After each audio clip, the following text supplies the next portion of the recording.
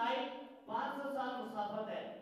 یہ ساتوں آسمان اس حالت میں ہے کہ پہلا آسمان 500 سال کی مسافت، پھر اس کی موٹائی 500 سال کی مسافت، پھر اگلا آسمان 500 سال کی مسافت، پھر اس آسمان کی موٹائی 500 سال کی مسافت. کے ساتوں آسمان ایسے ہی ہیں.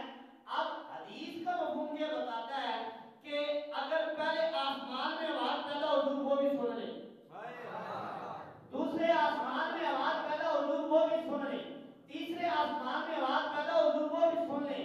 اگر ساتویں آسمان میں آواز پیدا ہوتی ہے تو اللہ کے محبوب کو، اللہ نے اپنے محبوب کو یہ طاقت عطا فرمائی ہے کہ حضور زمین پر بیٹھے بغیر توجہ کے سن لیتے ہیں، بغیر توجہ کے سن لیتے ہیں، حضور کی توجہ بھی نہیں ہوتی. اب یارو 7 کو ضرب دیں، 14 کو 7 سے ضرب دیں تو جواب 70 آتا ہے. اگر 70 سال کی مسافت دور 7ویں آسمان میں آواز پیدا ہو تو حضور زمین پہ بیٹھ کے سن لیتے ہیں. 7ویں آسمان میں اگر چڑچڑاہٹ کی آواز پیدا ہوتی ہے حضور فرماتے ہیں میری توجہ نہ بھی ہو میں اس آواز کو سن لیتا ہوں. یار جو نبی اور جس نبی کی سماعت کا عالم یہ ہے کہ وہ زمین پر بیٹھ کر 7ویں آسمان میں اگر ہلکی سی آواز چڑچڑاہٹ کی پیدا ہو جاتی ہے تو حضور وہ بھی سن لیتے ہیں، اور توجہ نہ بھی ہو وہ بھی سن لیتے ہیں. اور جب حضور کا امتی حضور کی ذات پہ درود پڑھتا ہے تو سرکار علیہ السلام فرماتے ہیں الا رد اللہ علیہ روحی، میرا رب میری توجہ میرے غلام کی طرف کر دیتا ہے.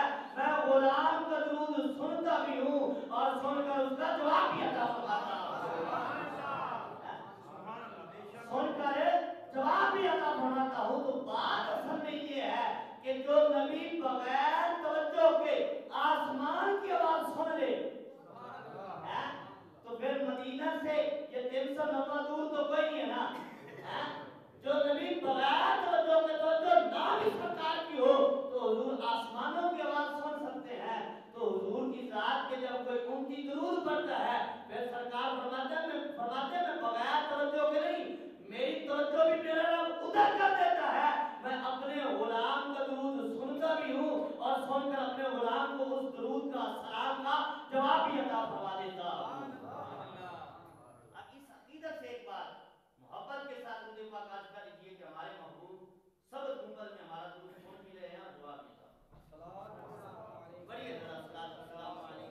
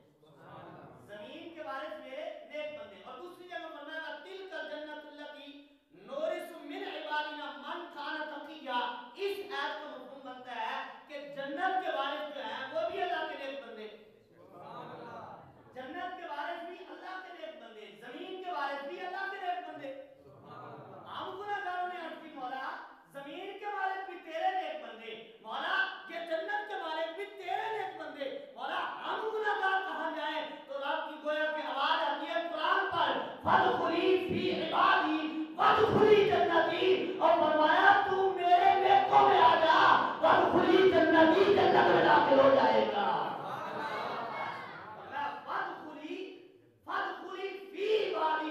वदखुली जन्नती, तू मेरे नेकों में आकर बैठ जा, वदखुली जन्नती, जन्नत में दाखिल हो जाएगा। अब हदीस का मसाला ले लिया। सियासत के लिए से बात के गालबन बुखारी से की है कि एक बंदे ने 100 कत्ल किया, बड़ी मशहूर हदीस है। अब उसने कहा मैं तौबा करना चाहता हूं, उसने कहा वो वलियों की बस्ती उधर चला जा, वो नेकों की बस्ती में उनमें जा, उनमें है। वदखुली फी इबादी, क्या हुक्म हुआ कि वो नेकों की बस्ती है, मैं उनमें चला जा। अब वो घर से निकलता है, इरादा करके मैं उनमें जाऊंगा, वलियों की सोबत इख्तियार करूंगा, उनमें जाकर बैठूंगा, उनकी सोबत लूंगा, उनकी बातें सुनूंगा, उनके पास बैठूंगा, उनकी ज़ियारत करूंगा। अब इरादा करके निकलता है, रास्ते में मालकुल मौत ने उसकी रूह कब्ज़ कर ली, फौत हो गया। जन्नत के फरिश्ते भी आ गए, जहन्नम के भी आ गए। जन्नती कहते हैं ये जन्नती है, जहन्नम के दरोगा जहन्नम जो है, जिनकी ड्यूटी है दरोगा जहन्नम जो है, वो भी आ गए। उन्होंने कहा नहीं ये जहन्नमी है, ये जहन्नम में जाएगा, इसने 100 बंदा कत्ल किया है। उन्होंने कहा नहीं 100 बंदा अगरचे कत्ल किया है, लेकिन जा तो नेकों में रहा है ना, जा तो नेकों में रहा है। ये जन्नती है, ये जहन्नमी नहीं हो सकता। तो अल्लाह ने एक और फरिश्ता सालिस बना कर भेजा। उन्होंने कहा ये अल्लाह ने की बात कोई नहीं है, तुम ऐसा करो जमीन को नाप लो, अगर नेक लोग वलियों की बस्तियों की जमीन जो है वो थोड़ी हुई तो जन्नती है, जिस बस्ती से निकला है अगर वो थोड़ी हुई तो वह जहन्नमी है। अब जमीन को नापा गया, हुजूर के छाप फरमान मौजूद है, कलमात का मफहूम कर रहा हूँ। अल्लाह के प्यारे महबूब ने फरमाया कि अल्लाह ताला ने जमीन को हुक्म दिया कि जिधर जा रहा है तू सुकर जा, जिधर से निकला है तू फैल जा। बात ये है कि इरादा किया है, अभी पहुंचे नहीं है, ये असल में बात मैं ये करना चाहता हूँ। अभी अल्लामा इकबाल साहब अभी इरादा करके घर से निकला है, अभी पहुंचा भी नहीं है, और जिधर जा रहा है वो सफर भी अभी ज्यादा है, जिस बस्ती से निकला वो सफर भी थोड़ा है, ये जमीन थोड़ी है वो ज्यादा है। लेकिन कुर्बान है अल्लाह की रहमत पे, अल्लाह ने फरमाया जमीन को तू सुकर जा, है, और इस जमीन को हुक्म दिया जिधर वलियों की बस्ती है कि तू फैल जा, ताकि पता तू सुकर जा, और जिस बस्ती से निकला हुक्म दिया तू फैल जा। अब जब जमीन को नापा गया हुआ क्या, जिस बस्ती से निकला था वो ज्यादा है और जिधर जा रहा था वो थोड़ी हो गई है। तो हुक्म क्या हुआ कि अब ये पक्का करती है। तो बात करने का मकसद ये है कि अगर बनी इस्राइल का बंदा नियत करके घर से निकले कि मैं वलियों की बारगाह में जाऊंगा और इस सोबत में बैठूंगा, यारो वो नियत करके निकल सकता है, रास्ता चलती है, अभी नियत करके निकला है, रब उसके गुनाह नहीं देता, रब उसकी बदकारियां नहीं देता,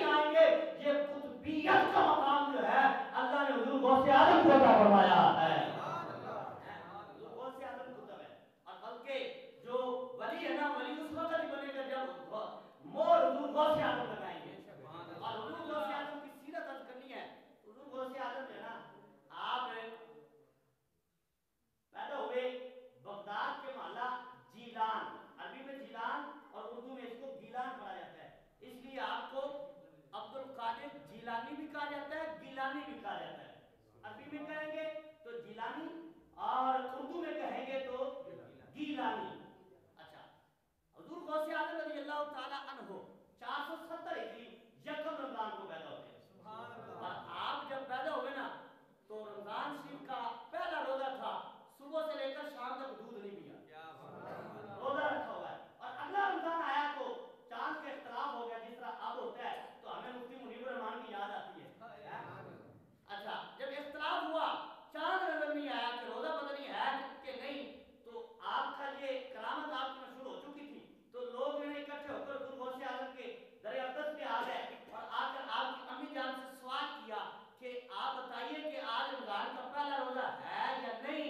आपने फरमाया आज पहला रोजा है।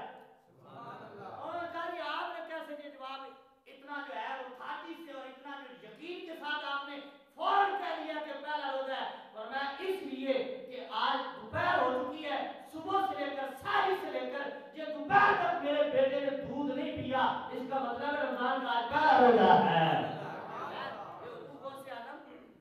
पैदाइशी वली है।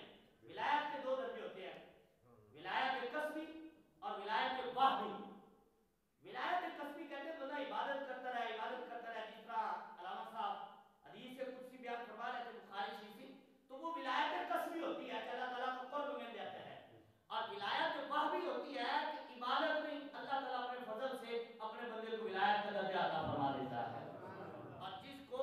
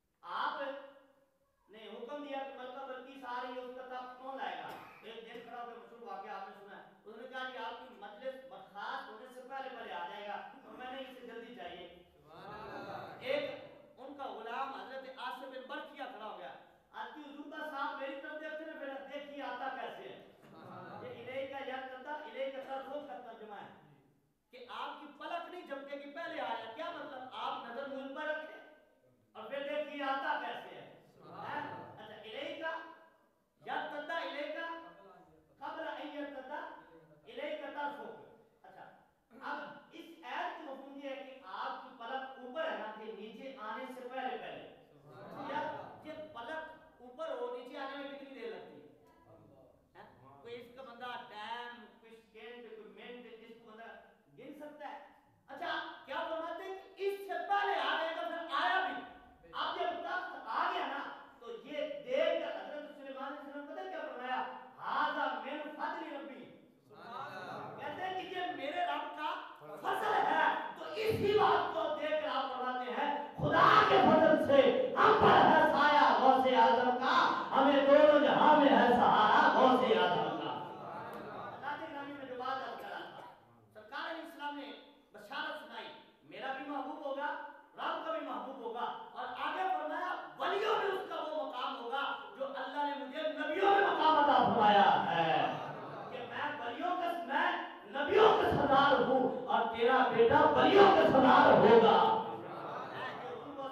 अच्छा सरकार इस्लाम खान में तशरीफ लाए और मैं बेटा वाज किया कर, बेटा वाज किया कर। तो उनको से आदम ने अब्दुल कादिर जिलानी ने अर्ज किया रहमतुल्लाह अलैह रज़ियल्लाहु तआला अन्हु कि मुझे एहतिकात आती है कि ये अरबी हैं और मैं अजम में कैसे बात गुफ्तगू करूं। तो सरकार इस्लाम ने फरमाया परेशान न मुंह खोल। तो सरकार ने 7 मरतबा दुआ बता फरमाया, सुभान अल्लाह। कितनी बार? 7 बार। फिर दोबारा हजरत अली रज़ी अल्लाह तआला अन्हु का अगले दिन ख्वाब में सरकार पाक हजरत अली अली मुर्तज़ा शेर खुदा रज़ी अल्लाह तआला अन्हु आप ख्वाब में तशरीफ लाए, फरमाया बेटा बात किया कर। फिर वही मसला किया तो हजरत अली पाक ने फरमाया बेटा मुंह खोल। तो आपने मुंह खोला तो हजरत अली ने आपको 6 मरतबा दुआ बता फरमाया, सुभान अल्लाह। अच्छा अब जब 6 मरतबा दुआ फरमाया तो आज की के ये क्या है, आपने 6 मरतबा क्यों फरमाया? तो हजरत अली पाक ने फरमाया कि जब अल्लाह के महबूब ने 7 बार फरमाया तो मैं उनकी बराबरी तो नहीं ना कर सकता है, तो 6 बार अता फरमाया। अच्छा अब ये लुआब की बरकत देखिए जरा, हुजूर गौसे आजम रज़ी अल्लाह तआला ने बात शुरू किया। अब हुजूर गौसे आजम का पहले मिंबर मस्जिद में होता, लोग ज्यादा हो गए, फिर आपका मिंबर मस्जिद से उठाकर बाहर ग्राउंड में रखा गया। अच्छा हुजूर गौसे आजम जब बात फरमाते तो आपकी मजलिस में 70 हज़ार बंदा होता, कितना? ये स्पीकर साउंड सिस्टम भी नहीं था। अब रवायत में आता है कि हुजूर गौसे आजम जब बात फरमा रहे होते तो 70 हज़ार बंदा बैठा होता और आपकी गुफ्तगू और आपका कलाम जिस तरह पहला बंदा बैठकर सुन रहा होता, इसी तरह जो आखिर में बैठा होता था हुजूर गौसे आजम का कलाम वो भी वैसे ही सुन रहा होता था। ये आपकी करामत है कि 70 हज़ार बंदा आवाज सुन रहा है। 70 हज़ार बंदा, इतने 70 बंदे होने तो ਸਾਨੂੰ स्पीकर लाना पड़ता है। ये हुजूर गौसे आजम है कि 70 हज़ार बंदा है। और फिर दूसरी बात याद रखें, ये 70 हज़ार बंदे थे, जिन्नों की तादाद इसमें नहीं है, जिन्नों की तादाद अलग है क्योंकि आप गौसुस साकलैन है। साकलैन ये इंसान और जिन दो मखलूकों को साकलैन कहते हैं और हुजूर गौसे आजम का लक़ब क्या है? गौसुस साकलैन, जिन्नों को भी गौस, इंसानों को भी गौस। अच्छा ये 70 हज़ार तादाद मैंने तो बताई ये बंदों की है, जिन्नों की इसमें तादाद है नहीं है। हुजूर गौसे आजम बात फरमाते और एक दिन हजरत शेख अदी बिन मुसाफिर रहमतुल्लाह अलैह, ये आपके आमास के बुजुर्ग हैं, ये ना बगदाद के दूसरे इलाके में होते जहां हुजूर गौसे आजम बात फरमा रहे वहां मौजूद नहीं है। अब ये अपने इलाके में अपने मुरीदों को इकट्ठा कर लेते और इकट्ठा करके कहते दायरा बना लेते। तवज्जो रखना, हुजूर गौसे आजम के कलाम की तासीर और करामत देखिए।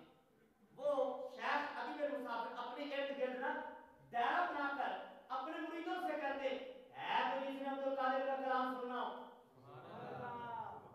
है तो जिसने अब्दुल कादिर का कलाम सुनना हो, तो जो मुरीद कहते कि हमने सुनना है फरमाते दायरे में आ जाओ। अब वो अपने इलाके में हजारों मील दूर खड़े होकर अपने इलाके में दायरे में खड़े होकर हुजूर गौसे आजम अपनी मजलिस में बैठकर वो अपने जो सामने बैठे हैं और उनको बात फरमा रहे हैं, कलाम फरमा रहे हैं और वो वहां दायरे में खड़े होकर हुजूर गौसे आजम का लाइव बयान सुन रहे हैं।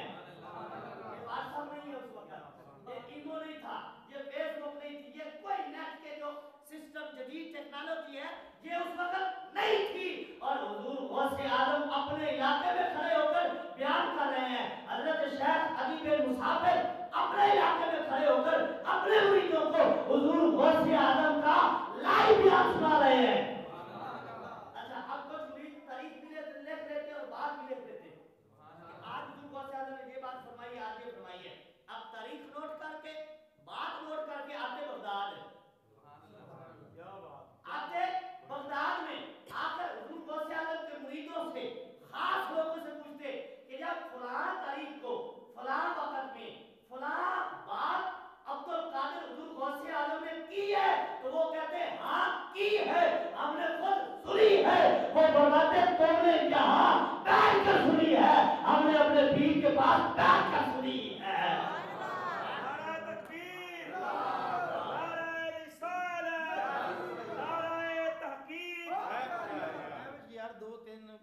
بچے جڑے نے شرارتاں کر رہے نے گزارش ہے یار سکون نال بیٹھو تسی ساری ٹینشن بنائی بیٹھے ہو یار یہ 3-4 بچے نے وہ آپس میں لڑی جاندے نے گلاں کری جاندے نے سارے توجہ کو بلا مفتی صاحب والے دیو جڑا بیان کر رہے نے وہ بیان سنو جزاک اللہ اچھا تو میں بات عرض کر رہا تھا کہ یہ جہاں ٹیکنالوجی سائنس کی طاقتیں ختم ہوتی ہیں نا اللہ کے ولی کی شروع ہوتی ہے وہ لائیو بیان چل رہا ہے آج تو ہمیں کتنی محنت کرنی پڑتی ہے لائیو بیان کی میرا لائیو بیان تو صرف ایسے خراب کر گم کر چھڑے ہیں اچھا لائیو بیان کرنے کے لیے ہمیں کتنی جدوجہد کرنی پڑے گی یہ ولی کی طاقت ہے آپ اپنی جگہ بیٹھ کر بیان کر رہے ہیں اور وہ اپنی جگہ پہ بیٹھ کر سن بھی رہے ہیں اور سنوا بھی رہے ہیں اچھا حضور غوث اعظم کے کلام کی بات چلیے تو کلام کی 2 باتیں میں اور عرض کرتا ہوں آپ کو حضور غوث اعظم بیان کرتے کرتے نا ایک دن حضرت خضر علیہ السلام پرواز کرتے ہوئے گزرے تو حضور غوث اعظم نے فرمایا اے اسرائیلی آ محمدی کے بیان سنتا جا